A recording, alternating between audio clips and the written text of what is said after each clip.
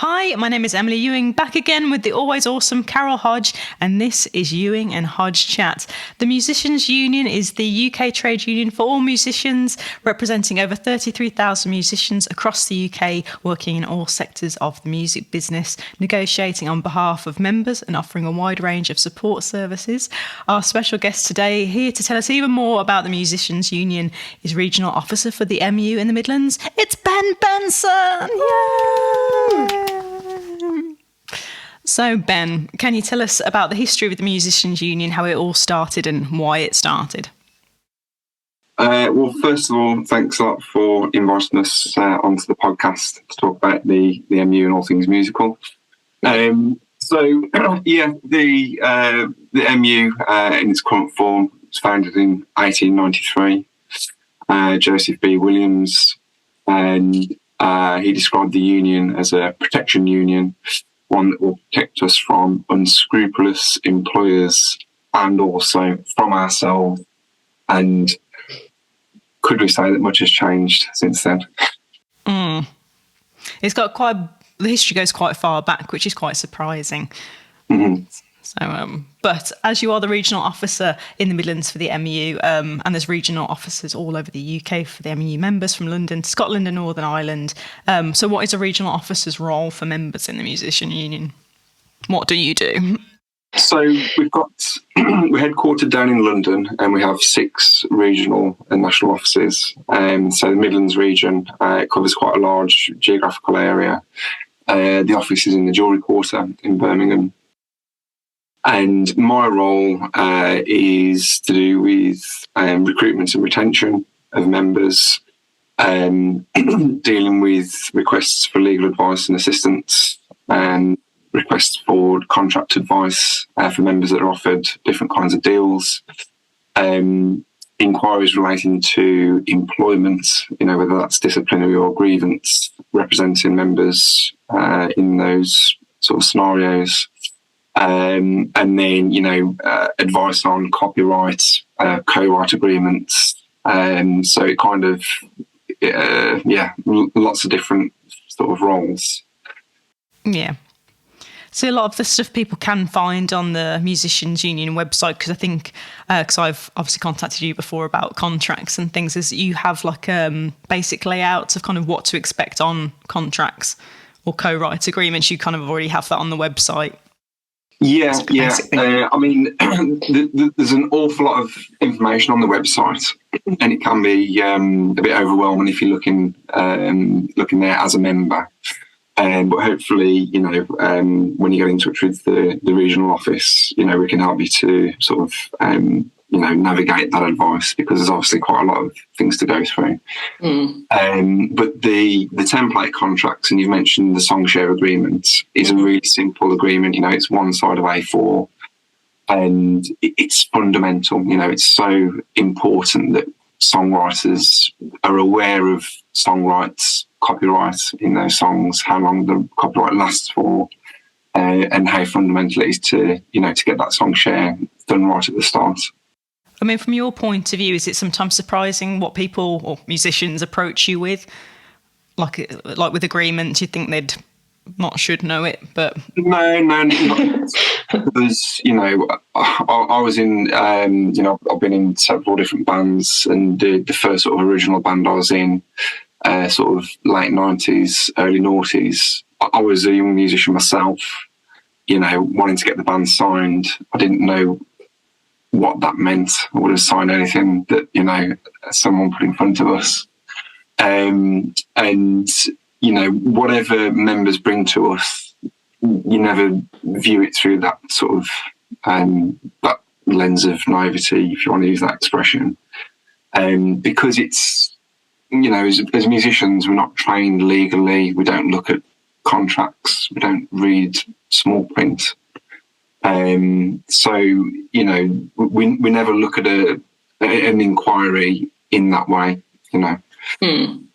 So, I mean, we do shake our heads when we see what people are trying to get our members to sign or agree to.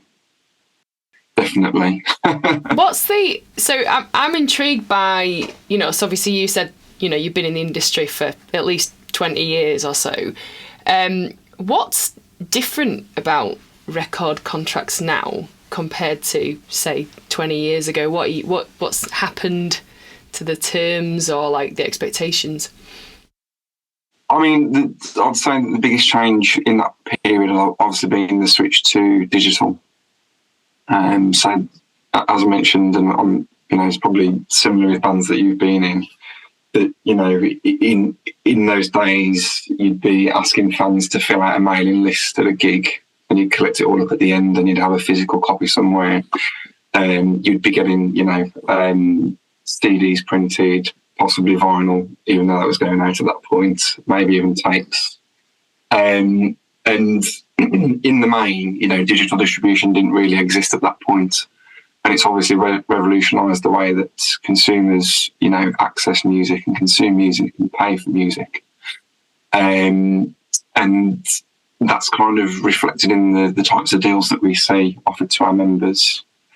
20 years ago, there were still, deals that possibly made no mention of digital distribution. It wouldn't have been specified. So I would say that's probably, the biggest fundamental change, I guess. Mm. Mm. And what's a fair split these days for, digital and physical distribution? Well, it's kind of, there's no real industry standard when it comes to that, and you get different splits for different types of exploitation.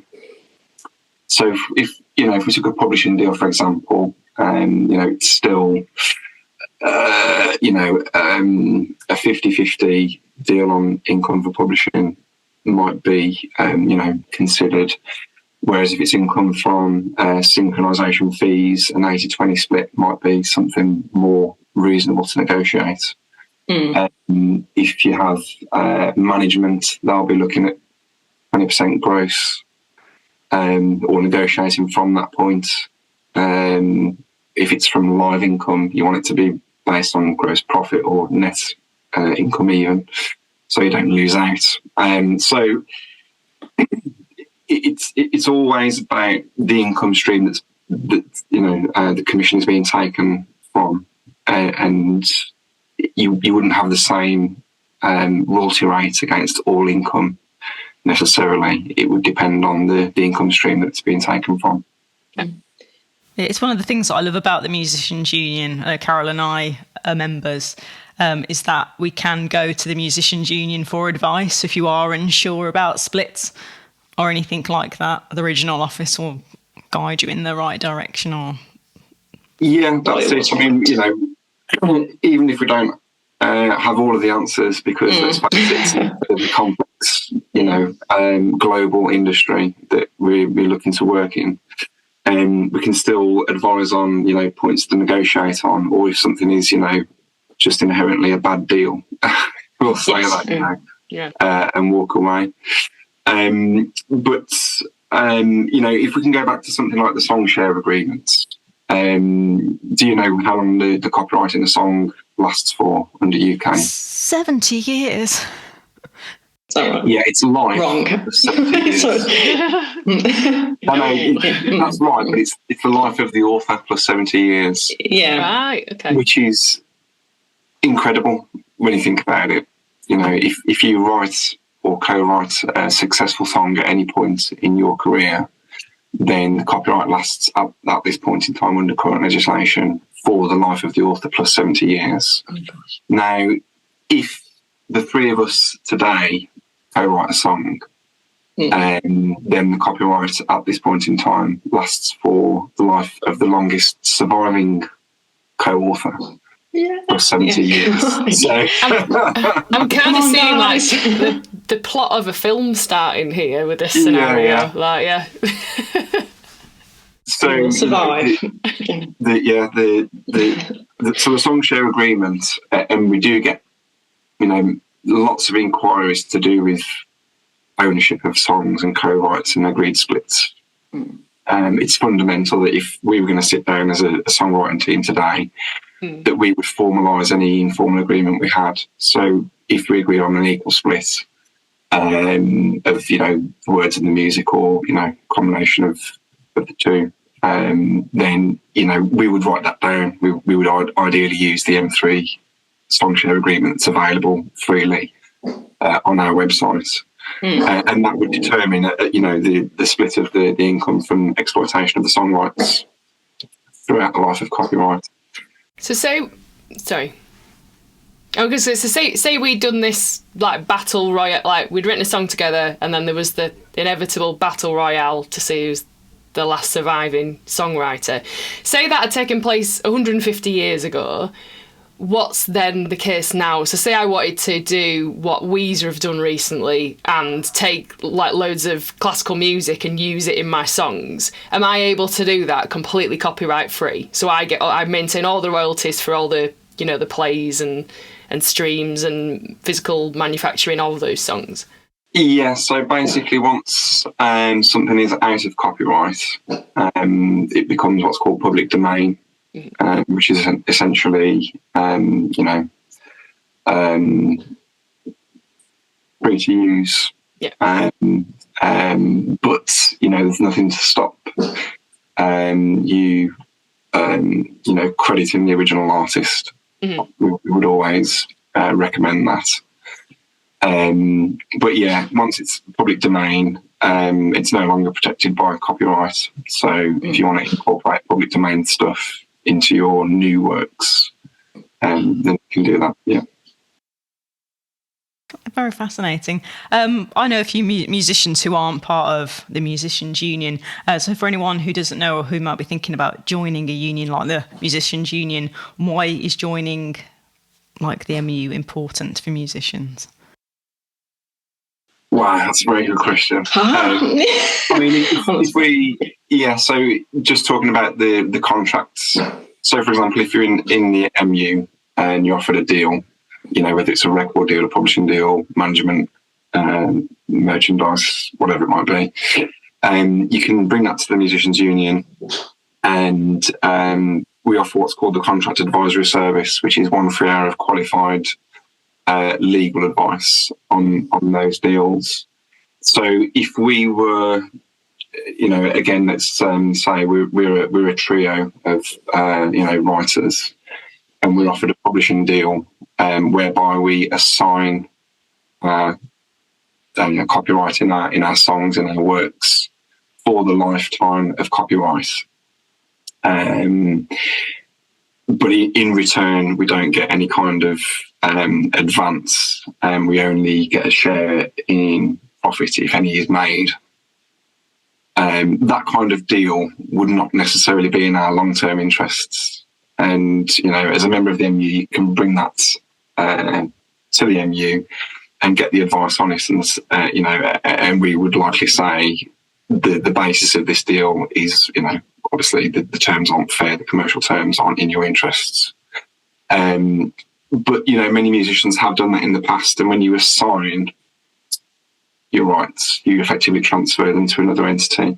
And, with the life of copyright in mind that we just discussed, the lifetime plus 70 years, once you transfer that legally, it belongs to that other party. They can do whatever they want with it. And, for musicians, for writers, composers to potentially do that without knowing the implications and how it's going to affect their income over the years, it is literally priceless to be able to bring something like that to the MU or to an organisation, and for them to say, if you sign this, this is what it means. These are the implications of signing this kind of deal. So, that's just one of the many inclusive benefits of MU membership is the access to that kind of legal advice to, prevent that kind of thing from happening, and to, inform and educate members about the various rights involved in the content that's being created. And there's also like events as well. The Musician Union puts on as well, like there's guided meditation, and there's like a... Yeah, one of the things that we do is provide inclusive events for MU members, and it covers musical stuff, but as you mentioned, it also covers, stuff that you wouldn't necessarily associate straight away with music. Next month we've got free pad testing of electrical equipment for MU members in Birmingham, which doesn't sound very exciting. Wow. But making sure that your electrical equipment is safe and you're not going to electrocute anybody whilst performing is obviously very important. We've also got mastering YouTube for beginners, and that's another free event we're running in the Midlands. And we do tax and self-assessment, or tax and accounting for self-employed freelancers. Again, not very exciting, but it's always oversubscribed, because as a sole trader, you're responsible for making your self-assessment declarations, submitting that information to HMRC, so that you can pay tax and national insurance contributions where you earn enough income. All of the sort of free events that we run, they are music related and to do with sort of informing and educating members. But then there's also the non-musical side of things, health and well-being. You mentioned meditation. There's lots of different things that we run for members, and they're all free. So I sometimes go to the Feldenkrais for musicians sessions on Friday mornings. They're brilliant. It's like it's really learned so much from doing those. It's great. Yeah, I mean, it's as self-employed creatives, burnout is it's an industry hazard. And to access sort of help and advice in how to spot symptoms, how to avoid it, how to have coping strategies, it's essential. And performance anxiety aside, before you get anywhere near a stage, just managing yourself as a freelancer and a portfolio career if you have one. Just that in itself presents many challenges. So, those events where you can take time out and create a space to, focus on something other than, complex diary for the day, trying to do 1,000,001 things.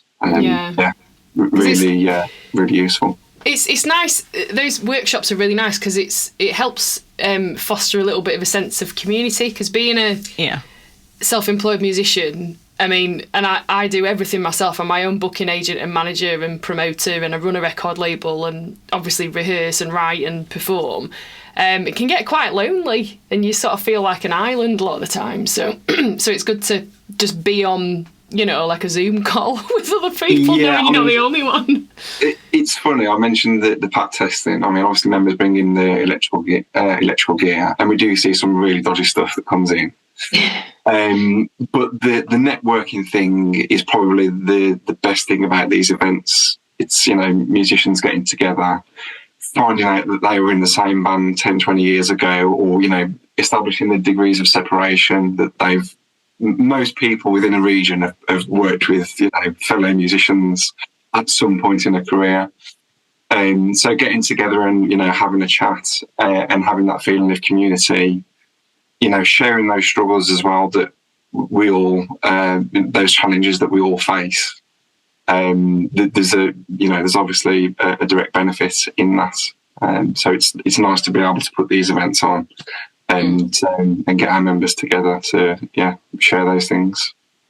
Like, as you just said, there's many benefits for joining the Musicians Union. How easy is the process to join, and how much is it to become a member? It's really easy. So the easiest way to do that is through the website. If you are a student in full-time education, you can join. It's £20 for a full year. MU membership is based on annual subscriptions. So it's not monthly or pay as you go. It's an annual subscription. Yeah. It can be paid in one lump sum, quarterly or monthly by debit to make things more affordable. And at this point in time, I think the full rate is just over £20 per month, including the political levy. But we do have several sort of reduced rates that are available. So if you are also a member of other unions, such as the UCU or the NEU, we have a 50% discount rate. As I mentioned, we've got the student membership rate for those in full-time education. We also have the Join for £1 scheme. So if you haven't been a member of the MU before, or if you've been out of membership for more than 5 years, or I think if you've graduated recently, rather than going from the student rate, which is £20 a year, straight up to the full rate, you can benefit from the Join for £1 scheme. And essentially, you pay £1 at the start of the annual subscription, and then you don't pay any monthly payments until the 6th month of membership. So effectively, it's half-price membership for the first year. So it's a really good deal. Very good. Yeah, very good.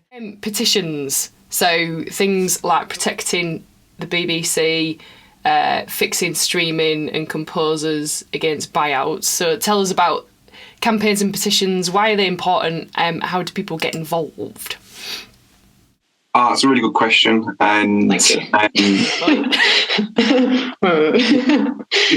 petitions are really important because it's a way of us to, gauge support for the campaigns that we're involved in, but also, as a way of members to get active within the union. So, whether it's signing a petition, whether it's contacting your MP to do with a specific campaign, these are all ways for people to get involved. You don't have to be an MU member to sign any of the petitions that we're involved in. Obviously, we've got over 33,000 members now in the UK, but we know there's a lot more musicians out there that would benefit from the campaigns that we're running. So the big three major labels now generate over $2.9 million per hour, which is phenomenal. And when we talk about, the petitions around streaming and, a fairer distribution of income from digital exploitation, that's the kind of industry we're in, and that's the level of power, if you like, that we're campaigning against, on behalf of our members. If you're an artist on Spotify and you're receiving 1/1000th of a cent for each stream, at the same time as the three majors generating, nearly $3 million an hour. Yeah. There's obviously room for some kind of rebalance of that digital distribution. There's obviously, an awful lot of detail between those two figures, and it's extremely complex the way that the income is distributed. But it's important for us to campaign on behalf of members, not just for today, but for the future. To have an industry where musicians can have a sustainable career. And I think I'm rambling a bit here. I'm trying to answer that question, why they're important. Well, that's the hot topic at the moment, isn't it? Still, like streaming and just how disgustingly imbalanced the profits are in terms of who actually receives money for what they've actually produced and worked on. It's awful. Yeah, and there's an argument made that, a change to the distribution would impact the investment that can be made in artists, but I don't believe in that. When you look at those headline figures, that's a personal view. Obviously the MU view is that there should be a fairer distribution, and we're obviously going to keep campaigning for that. Yeah, definitely. Right on. Yeah. Now, where can people go to find the MU on social media? What's the website? If anyone that wants to look into it more. follow you? Social. It is all one word, musiciansunion.org.uk. And the same with the social media as well. Yeah, and the links to our Facebook, Twitter, Instagram, they're all on our homepage. Yeah, I'll certainly link everything below this episode when it comes out. So thank you all for listening, and thank you for joining us today and telling us all about the Musicians Union. It's very insightful, and yeah. No problem. Members, people. Thanks very much for thank you. having us. It's been great. Yeah, thank you. Bye, everyone.